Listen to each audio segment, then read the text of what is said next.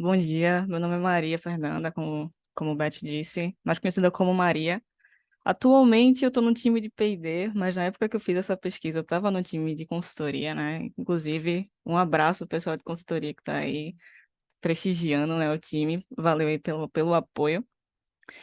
E, bom, essa pesquisa, ela envolve duas coisas. Uma criança curiosa, que sou eu, e um sonho, basicamente. Foi a primeira vez que eu fiz qualquer tipo de pesquisa em relação à IA, qualquer tipo de trabalho relacionado, não sabia de nada, não sabia nem para onde ia. Então, o Fofão, né, que é o Henrique Arcoverde aqui da Tempest, ele segurou minha mão. Tanto o Fofão como o Paulo, inclusive, Paulo, se você estiver aí, muito obrigado também. Um abraço. E aí a gente fez essa parceria e começou essa pesquisa. Ela é voltada para a detecção de bugs em código-fonte com IA, né? Então, mas primeiro eu queria falar um pouquinho, né, em relação à pesquisa em si. Ela é um pouco mais técnica, então espero que vocês consigam acompanhar comigo. Vou tentar abstrair o máximo possível. Então, acho que é isso, né? Vamos para a pesquisa, então. Detecção de código-fonte, de bugs em código-fonte com IA. Primeiro, vamos entender o que seria essa detecção de bugs em código-fonte. Então, é basicamente, passando rapidamente, você tem a sua aplicação, você tem um software ali, vários arquivos, e enfim. O objetivo que você tem, que você vai ter em relação de fazer essa análise é de achar bugs e vulnerabilidades, né? E mais para frente eu vou diferenciar os dois, mas no começo vamos pensar um pouquinho como bug. Então, como bug e vulnerabilidade, a gente vai ter ali um comportamento não previamente mapeado do desenvolvedor. Então, você vai ter ali uma função que não funciona como você gostaria, você vai ter ali enfim, uma variável que não funciona como você gostaria. Então, ali pode ter potencialmente alguma vulnerabilidade, vai ser um bug. Então, é interessante que a gente descubra isso antes que o software ele vá para desenvolvimento, né? Então, dentro de detecção de vulnerabilidade, aqui, antes disso, vamos falar um pouquinho aqui, como a prestação está estruturada, né? A gente vai ter uma introdução rapidamente, como comecei agora, e depois a gente vai ver um pouquinho sobre machine learning, né? Bem rapidinho, bem por cima mesmo, para não ficar muito técnico. Depois a gente vai em si para o modelo. Essa apresentação é a reprodução de um modelo, uma das técnicas que a gente tem entre várias de detecção de vulnerabilidade em código-fonte.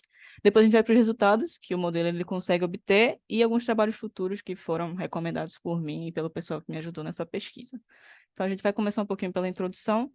Dentro de vulnerabilidade e detecção de vulnerabilidade, o que é que a gente vai ter, né? Como é que ele é dividido? A gente vai ter a divisão entre a detecção estática, onde a gente tem ali só o código-fonte e é rodado um scanner por todo esse código, tentando detectar essas vulnerabilidades. A gente vai ter ali a forma dinâmica, onde o código ele está rodando, a sua aplicação está rodando, então você vai englobar ali dentro também vulnerabilidades e bugs de runtime, né? Então você tem ali uma visão um pouco maior, uma visão diferente do que o código estático. E ali a gente vai ter por último a híbrida, onde a híbrida a gente tem a utilização dos dois, né? Você tem ali uma forma estática e uma forma híbrida.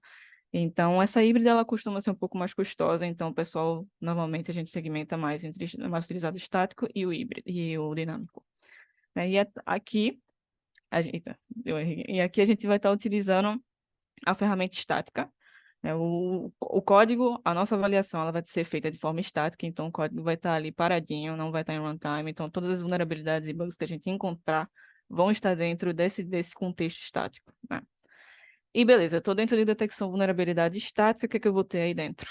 Eu vou ter uma detecção, pode ter uma detecção baseada em assinatura, pode ter uma detecção baseada em similaridade de código e uma detecção baseada em execução simbólica. Aqui dentro, a gente vai ter na minha prestação, no modelo, ele vai estar baseado em similaridade de código. Então, basicamente, a gente vai ter códigos similares ali, mas que se diferenciam um pouco. Eu vou explicar mais para frente, mas que eles se diferenciam um pouco. E ali ele vai apontar para a gente essa diferença, né? Dizer, ó, isso aqui eles se parecem um pouco, mas não necessariamente eles são iguais. Então, a gente vai estar focado para isso, para uma detecção de vulnerabilidade estática, onde a gente está olhando para a similaridade do código. E eu tive essa pergunta, né? Enquanto eu estava fazendo a pesquisa, algumas pessoas me perguntaram, tá, mas por que IA? A gente já tem ferramentas, outras ferramentas bem tradicionais e bem estabelecidas, como o Veracode, SonarQube e até o GitHub, em que eles já fazem isso, né? Já faz esse scan, você tem ali as regras que são colocadas dentro do software, ele faz esse scan dentro da sua aplicação. E a minha resposta, né, pensando a respeito, né, matutando a respeito, uma das possibilidades e uma das vantagens de a gente utilizar a IA é o grande potencial, né? A gente tem aí modelos em que são capazes de tanto inferir regras, a gente tem ali, eles podem trazer outras regras que não foram previamente mapeadas, eles conseguem superpassar esse conhecimento que a gente proveu primeiramente, falando no contexto de ferramentas tradicionais, né? Você tem ali as regras colocadas pelos analistas e ali essas regras vão ser analisadas no código. Então, a IA ela consegue tanto pegar essas regras e detectar outros padrões de código que podem ser potencialmente vulneráveis, né? Então, ali a gente tem um grande potencial que vem crescendo a cada dia, né? Tem os excelentes resultados no processamento de linguagem natural. Então, eu tenho ali uma IA que ela é capaz de reconhecer é, speech, né, que a gente chama, né, de discursos. A gente consegue detectar discursos de uma pessoa falando e ela consegue traduzir. Então, como é que se eu tenho uma pessoa falando e a IA detectando qual o discurso dela, como é que eu não posso ter uma IA passando por cima de um código estático ali que tem uma sintaxe já bem estabelecida? Então, a gente tem os resultados de NLP, é um grande indicativo desse potencial que a IA pode trazer em relação à detecção. A escalabilidade, né? Muitas vezes a gente tem aí, softwares com milhões e milhões de linhas, então fica difícil até para a própria ferramenta estática, para a ferramenta tradicional, um SonarQube da vida, um Veracode da vida, fazer essa análise, ou até uma pessoa mesmo, né? A gente tinha lá em consultoria nosso querido Jotson, que fazia análise de código, então ele lia linha a linha, ia vendo lá quais áreas poderiam potencialmente ter alguma vulnerabilidade. Então, com IA a gente consegue fazer isso para várias linhas, consegue fazer isso com uma escalabilidade muito maior, mas não fazendo descaso do seu trabalho, viu, Jotson? Um abraço. Tem uma abordagem inovadora, né? Aí a gente tem aí uma visão, não necessariamente a IA vai substituir todas essas outras ferramentas, mas ali a gente tem uma abordagem nova, onde a gente consegue, né, ver novos horizontes, ter outros modelos que são capazes de fazer isso mais rápido, ou então ajudar os modelos que já existem. E aqui é o modelo, né? Aqui é o paper do modelo que eu vou estar falando a respeito, né, fechando essa parte de por que IA, né, a gente, conversando com o meu RA, né, o Research Advisor, que me ajudou nessa pesquisa, a gente chegou nesse paper, onde ele tem uma abordagem muito interessante em relação à detecção de vulnerabilidade, e aí aqui tá os créditos para os autores, né, se vocês quiserem, depois eu passo esse link, é um texto bem interessante. E beleza, como a gente vai entrar no modelo agora, vamos ver um pouquinho antes de entrar no modelo, vamos ver um pouquinho como a gente consegue dividir aí o machine learning, onde esse modelo ele está inserido nesse mundo, né? E aqui a gente tem uma simples divisão de machine learning, né? A gente vai ter ali um paradigma supervisionado e o não supervisionado. Um paradigma supervisionado. A diferença entre eles dois é basicamente um precisa de dados catalogados e o outro não. O supervisionado, a gente vai ter essa necessidade dessa informação catalogada. Então, eu preciso prover X para o meu modelo para que ele consiga. Preciso prover X e Y para que ele consiga treinar em cima e fazer predições futuras de outros X para outros Y, né? Basicamente é isso. E numa abordagem não supervisionada, a gente não vai ter necessidade disso, né? Você tem ali o seu modelo, você entrega ali a função, você entrega ali os seus arquivos e ele mesmo faz essa coleção, ele mesmo reconhece ali os padrões que vão existir dentro do seu, da sua informação provida para o modelo, né? E aí grande diferença entre eles, entre esses dois paradigmas é essa. Atualmente a gente vai estar no nosso modelo, ele é um modelo não supervisionado, então eu não preciso dessa informação catalogada para o modelo, ele próprio vai fazer isso, o que é uma mão na roda, porque é muito difícil fazer essa catalogação, é uma parte muito, demanda muito da gente, né, em relação a esses dados catalogados, então na abordagem não supervisionada ela ajuda bastante. E o algoritmo que a gente vai estar utilizando é o algoritmo de clustering, né? A gente vai estar aí agrupando esses modelos que se parecem, eu vou falar um pouquinho mais para frente, mas só para a gente ter um heads up aqui, a gente vai estar falando sobre o algoritmo de clustering. E dentro do algoritmo de clustering, o que eu vou ter é uma clusterização hierárquica, né? O agrupamento ele vai ser feito através de uma ferramenta de distância, né? A gente vai ver mais para frente qual é a ferramenta de distância, mas é basicamente isso que vai acontecer. E beleza, a gente tem logo a abordagem do fix. Ela precisa apenas do código-fonte para detectar essas vulnerabilidades, mas tá, como é que a gente vai fazer isso, né? Como é que isso acontece? Vamos ver como o modelo ele funciona. Aqui a gente vai estar utilizando o fixo, o Functional Similar Yet Inconsistent Code, né, o nome dele, e ele é uma abordagem, novamente, não supervisionada, utilizando os algoritmos de clustering, né? E como ele funciona? A gente tem uma visão macro aqui do modelo, você vai ter aqui o source code, ele entrando dentro do modelo, você vai ter ali uma granularidade, e ali vai ter a extração dos constructs. Esses constructs é a representação do código customizada proposta pelo modelo. Então, a gente vai falar um pouquinho mais de como é essa representação do código. E depois dessa construção desses constructs, a gente vai ter a primeira clusterização, trazendo um grupo maior, onde tem ali funções que se parecem, né? Um agrupamento maior. E depois a gente vai ter uma segunda clusterização, são duas clusterizações, é uma característica do modelo, onde vão ter duas clusterizações, onde dentro desses grandes modelos a gente vai ter modelos menores de funções que se parecem um pouco mais e que ali ele vai apontar as diferenças, né, que existem entre eles, já que, como a gente falou lá no começo, é um modelo baseado em similaridade de código. Então, no passo 4, a gente vai ter ali a diferença, a análise dos que são díspares, né, dos que não se parecem tanto, e ali no final a gente vai ter uma análise manual, né? A gente ainda tem essa dependência aí do analista, mas já adianta um bocado, né? Vamos lá. Mas vamos detalhar um pouquinho mais como funcionam todos esses passos, né? Basicamente, o passo a passo que a gente tem no modelo é esse daqui. Isso é uma foto direto do paper, né? Onde a gente tem passo 1, passo 2, até o passo 9, que é a análise do analista, né? E a gente vai passar um pouquinho por cada uma delas. Eu, particularmente, gosto de dividir esse passo a passo em 3 partes, onde eu vou ter, primeiro, a parte 1, onde é a construção até a abstração dos constructs e a transformação do bag of nodes. A gente vai falar mais para frente, ainda é a construção de um embedding, preparando todo o teu código. Basicamente, essa parte toda é a preparação do teu código para jogar dentro do modelo. E depois a gente vai ter a primeira clusterização, que é a parte 2, e a segunda clusterização, que é a parte 3, e aí é só repetição de passo a passo. Mas o grande objetivo aqui é a gente vai entender como ele faz essa representação do código. Então, vamos lá, vamos para a parte 1. Como é que eu vou transformar o código em vetor, né? Primeiro, a gente tem essa parte 1 aqui, e aí tem o DC Project até Bag of... vai ser até o Abstract Construct e o Bag of Nodes. Então, o que que acontece em cada um desses? Nesse primeiro passo, aqui, deixa eu voltar aqui, entre o C Project e o LLVM Bytecode, a gente vai ter a utilização de uma ferramenta do Clang do OPT. O Clang ele é um tradutor de linguagem C para o LLVM Bytecode, que é basicamente uma representação intermediária que a gente tem do compilador LLVM. Então, através dessa representação, a gente consegue trabalhar melhor com código, né? Então, eu tenho um código em super alto nível, escrito em C, e aí faço essa abstração, faço essa tradução com o Clang e o OPT. O OPT ele vai estar rodando ali várias vezes dentro da representação, para a gente ter uma representação ótima, né? Otimizada, bastante otimizada. Então, ali você vai ter todo esse processo. No final, eu tenho uma representação intermediária do LLVM, que é bem característica, que a gente vai ver aqui no próximo passo.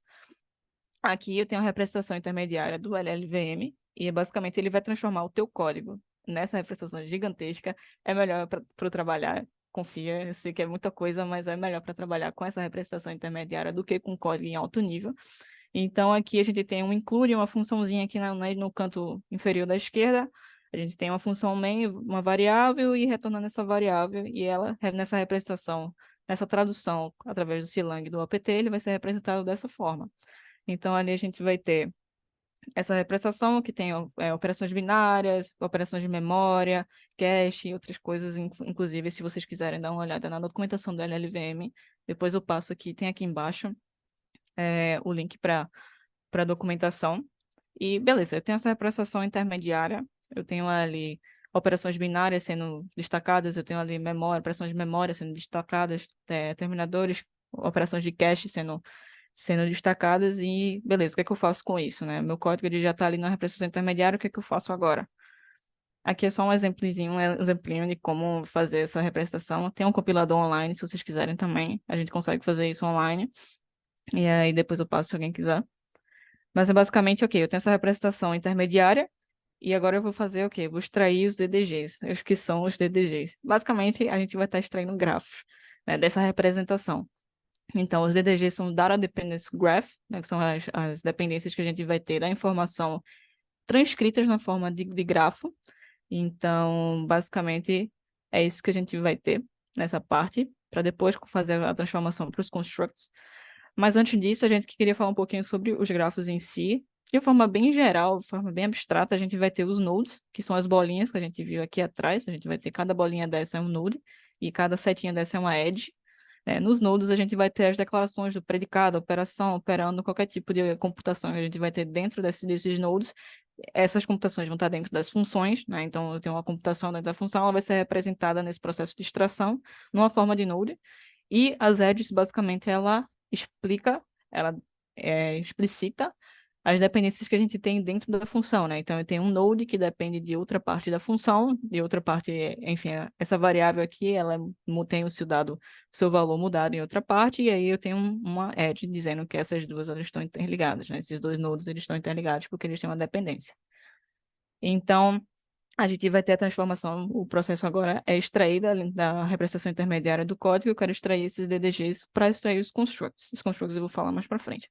Mas os PDGs, a gente vai partir de um PDG, que é basicamente Program Dependence Graph, é basicamente um grafo onde você vai ter todas as dependências do programa, né? Então ali a gente vai ter tanto o control flow graph como o data dependence graph, né? Mas o control flow graph ele é deixado de lado, basicamente uma dependência, tem uma ordem de execução, e essa ordem de execução ela é explicitada nesses grafos.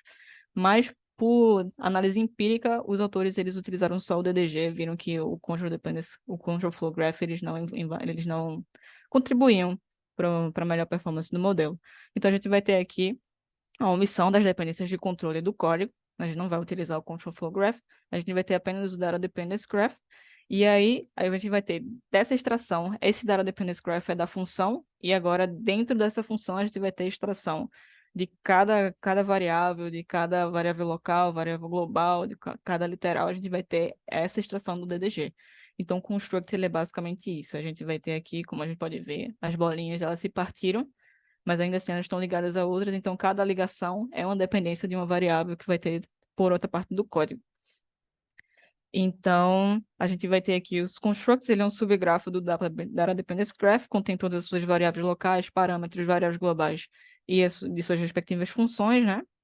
E aí ele atravessa começa de um node e atravessa por todos os subsequentes.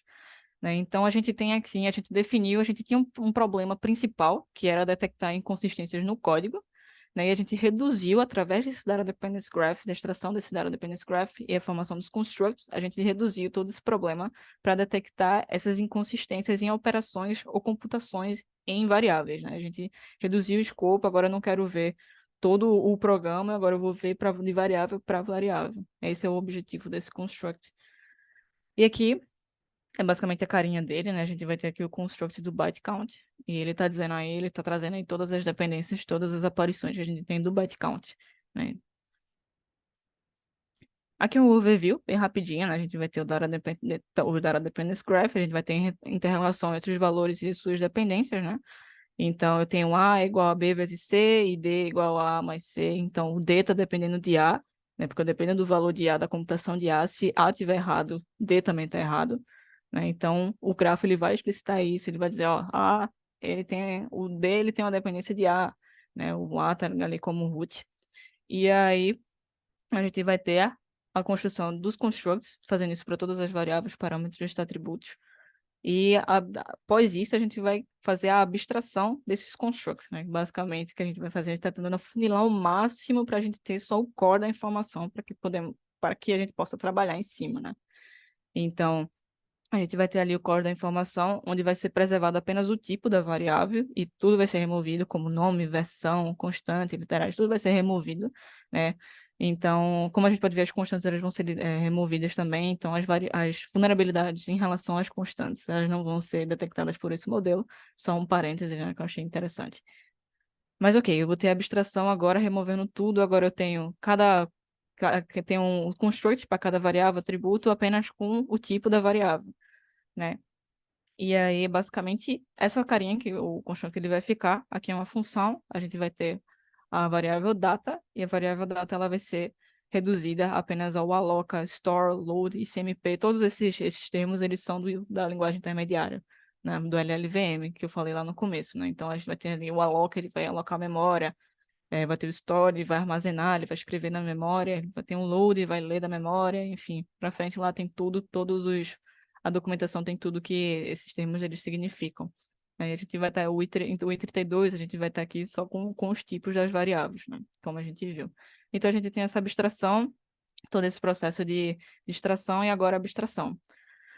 E agora a gente vai ter, né? Como a gente viu, a gente utilizou grafos para fazer todo esse tipo de contexto, trazer todo esse contexto do código, mas grafos, eles são estrutura de dados com dimensões muito grandes e os modelos, eles não conseguem trabalhar com isso. Então, o que a gente vai precisar fazer é fazer um embedding. O que é um embedding? Demorou um pouco para eu entender o que era um embedding, mas simplesmente é bem simples. A gente vai reduzir um objeto de uma dimensionalidade maior, como é o grafo, para um objeto de dimensionalidade menor, como é o vetor. Então, o que a gente está fazendo aqui é basicamente a gente vai ter esse construct, que é esse vetor. Aqui é só o vetor, o nome do vetor. E esse vetor vai ser gigantesco, né, com todas as operações que a gente viu da linguagem intermediária. E aí, se o nosso construto ele tiver uma aparição daquela documentação, daquela operação, vai ser adicionado um ao index responsável pelaquela operação dentro do vetor, né? Então, aqui, por exemplo, o index 0 do nosso vetor, a gente vai ter a operação de aloca. O index 1, a gente vai ter a operação de store. O index 2, enfim, e assim por diante. E aí a gente vai fazendo essa contabilidade e vai criando o nosso vetor. Então, aí a gente está reduzindo a dimensionalidade do grafo, da extração do grafo, que é uma unidade trazendo consigo o contexto, mas porém que não pode ser trabalhado pelo modelo, e reduzindo isso, trazendo o máximo de contexto que a gente consegue para um vetor que é uma unidade que a gente consegue trabalhar, né? O modelo ele consegue trabalhar com vetores. Então, basicamente, esse é o embed, é basicamente o que o embed faz, ele vai trazer isso, e o nosso embed, ele é o Bag of Words, em homenagem ao Bag of Nodes. E aí é isso. E aí, beleza, a gente tinha um código em alto nível que agora é um vetor. E com esse vetor eu consigo fazer a clusterização. Eu consigo jogar dentro do meu modelo. E aqui vai acontecer a primeira clusterização.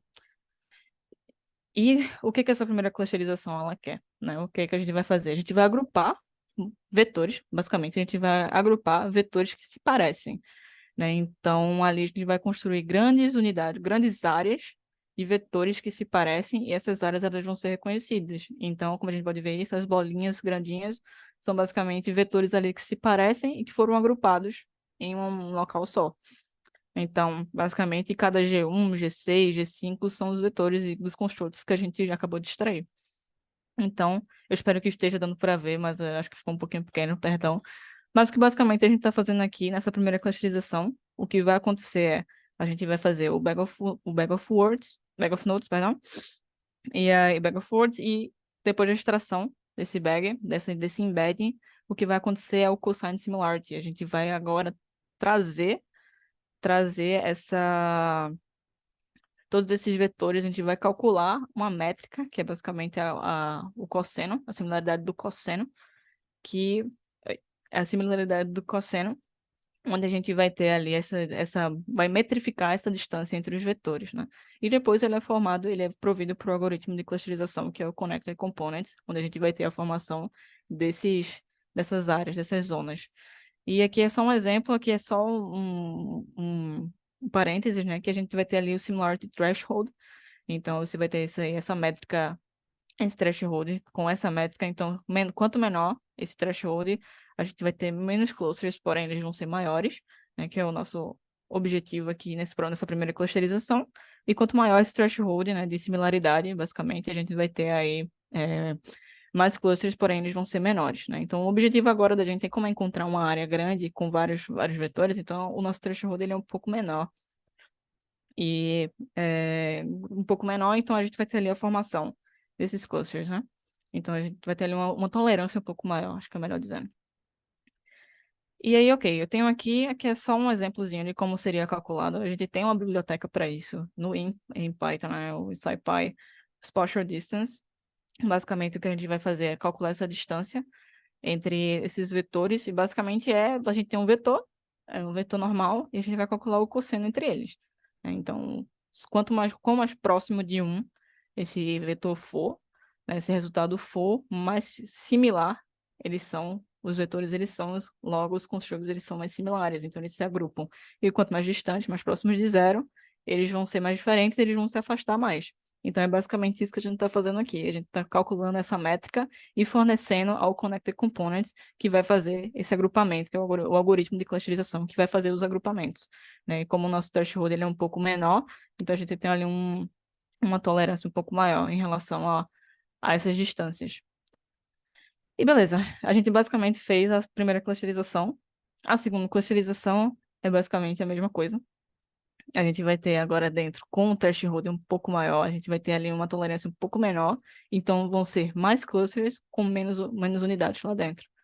Então aqui é basicamente o que vai acontecer, a gente vai ter uma granulação fina, como eu disse, e depois da primeira clusterização, a gente vai ter a formação novamente dos grafos, e esses grafos vão ser novamente reduzidos, vão ser novamente submetidos a um embedding, e esse embedding vai trazer novamente outros vetores, e dentro desses vetores, e com esses vetores a gente faz novamente esse cálculo do cosine similarity, trazendo dentro dos primeiros clusters, a gente vai ter clusterzinhos pequenininhos ali dentro, informando quais vetores eles se parecem mais, mas que ainda assim existe uma diferença ali dentro. Esse é o objetivo dessa segunda clusterização, né? A primeira clusterização era informar quais áreas zonas eram parecidas, e a segunda era informar, dentro dessas zonas parecidas, quais são os algoritmos ali, quais são as funções ali, as funções, as variáveis, os atributos, as dependências que se diferem um pouco, e ali ele aponta isso para a gente.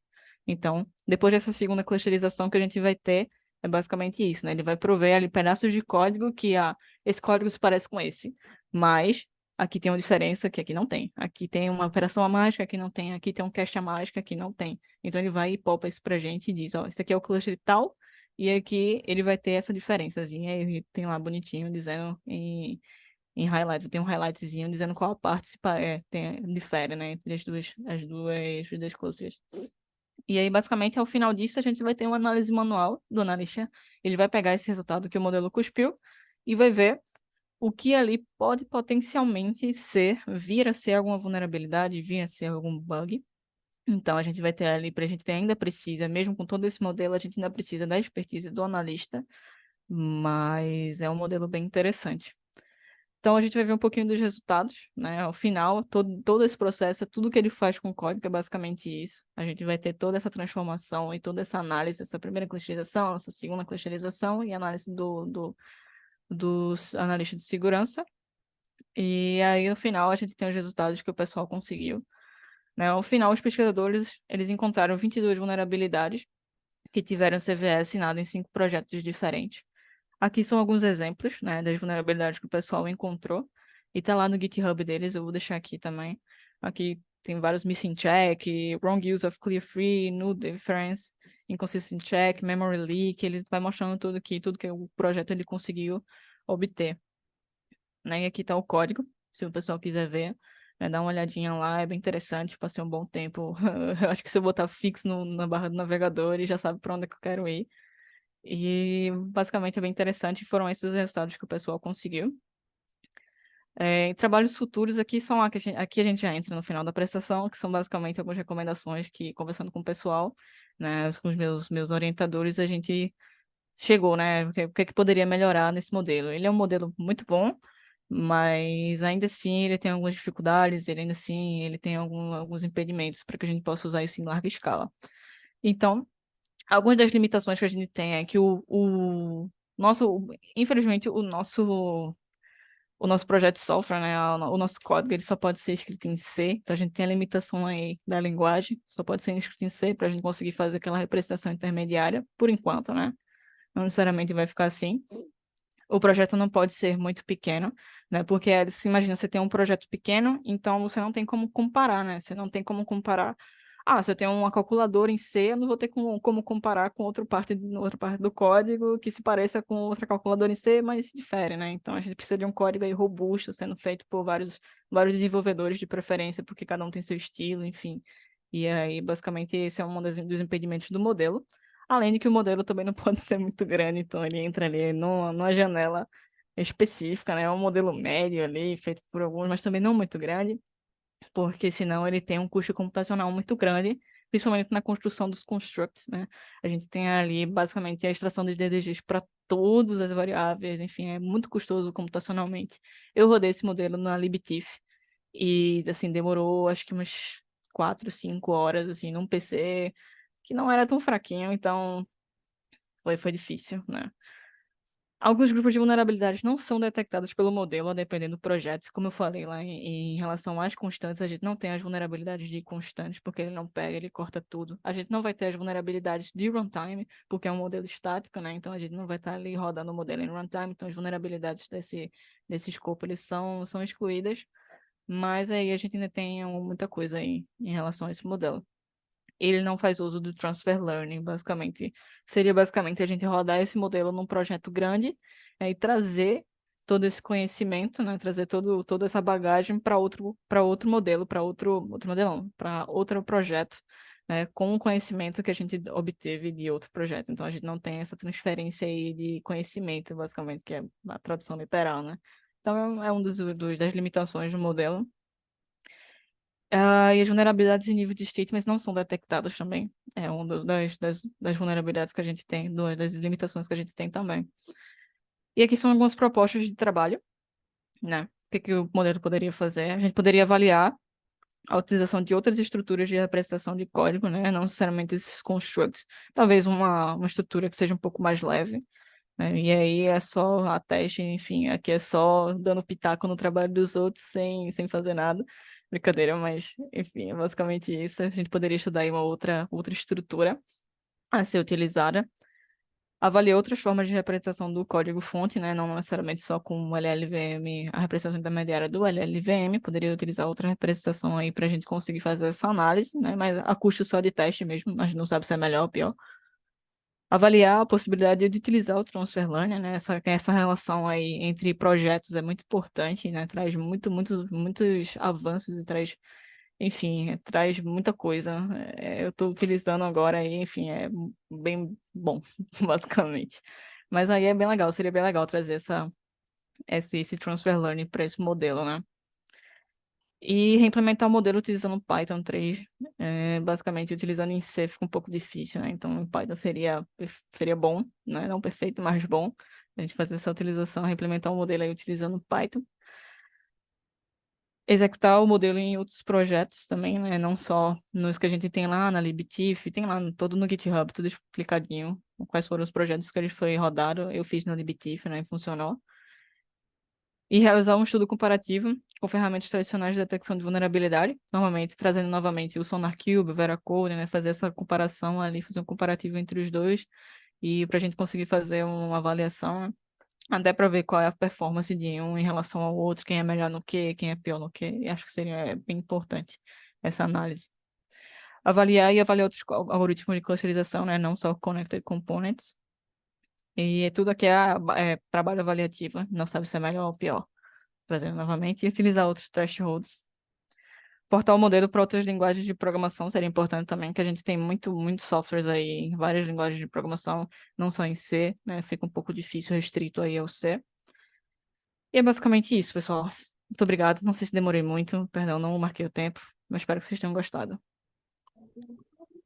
Imagina, deu super certo aqui, viu, Mari? Parabéns pela tua Obrigada. palestra. Tem algumas perguntinhas aqui, eu vou replicar, viu? A Massa. primeira é de Caroline Viana. Ela tem uma dúvida e ela está trazendo até um contexto, porque ela trabalha na Tech. E ela tem uma dúvida ligada a dividir códigos, né, com a IA e acabar, entre aspas, ensinando ou expondo o código-fonte a terceiros, né, o que pode envolver ali segredos de negócio.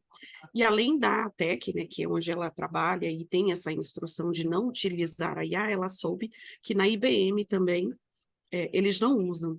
Então ela quer saber, estão sendo muito conservadores nesse sentido? Assim, em relação ao que a gente trabalha hoje em dia, a gente normalmente utiliza os códigos, as IA, localmente.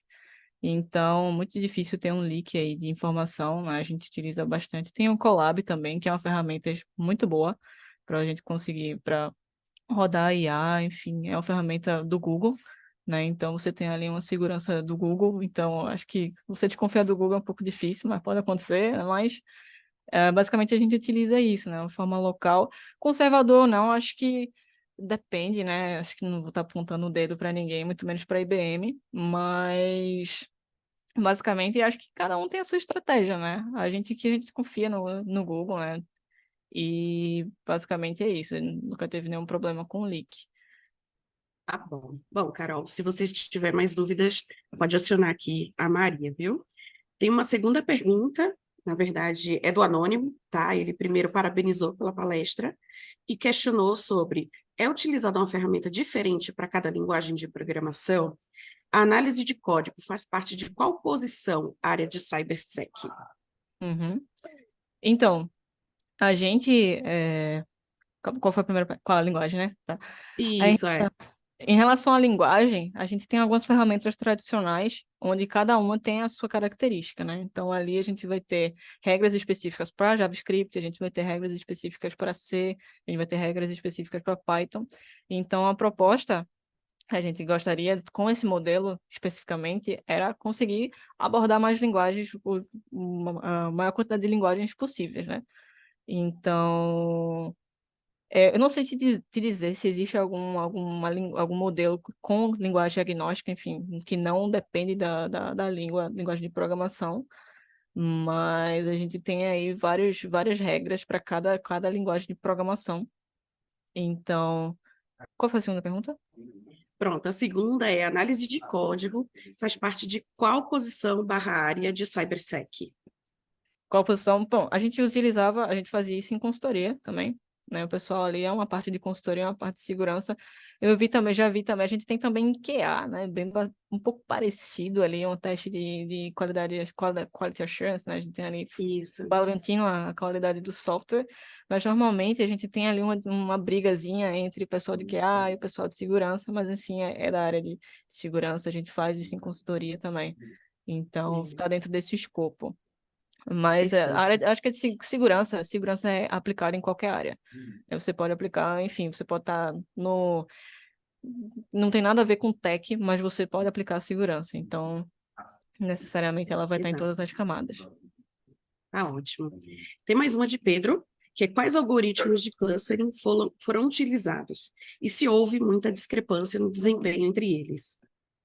Então, no modelo, ele não explica se foram utilizados outros algoritmos de clustering, mas o utilizado foi o Connected Components. A gente tem aqui no final, ele utiliza os vetores, prove os vetores para o Connected Components, e esse modelo de clusterização, esse algoritmo que vai ser utilizado lá. Mas ele não diz, pelo menos no paper não tem dizendo se ele utilizaram outros algoritmos, mas fica aí aberto, se você quiser, tem lá o paper, posso passar o paper e aí você pode testar outros algoritmos aí e a gente vê qual vai ser o resultado. É bem Tá interessante também. ótimo. Beleza. Tem só uma última, mas na verdade é um pedido, aí eu acho que é um pedido geral, né? Primeiro, palestra super sensacional, a galera curtiu bastante, então bem técnica, né? Massa. E inteligência artificial está em voga, né? Então é bem bacana ter esse tipo de visão. Parabéns pelo conteúdo. E estão pedindo o teu LinkedIn, tá? Então depois, se tu puder compartilhar no chat, se tu quiser e puder, compartilha com o Massa. povo, que eles gostaram bastante. Mas parabéns, Vamos. viu, pela palestra. Era isso, gente. Obrigado, pessoal. Obrigada, viu, Maria? Pessoal, agora a gente vai ter mais 5 minutinhos aqui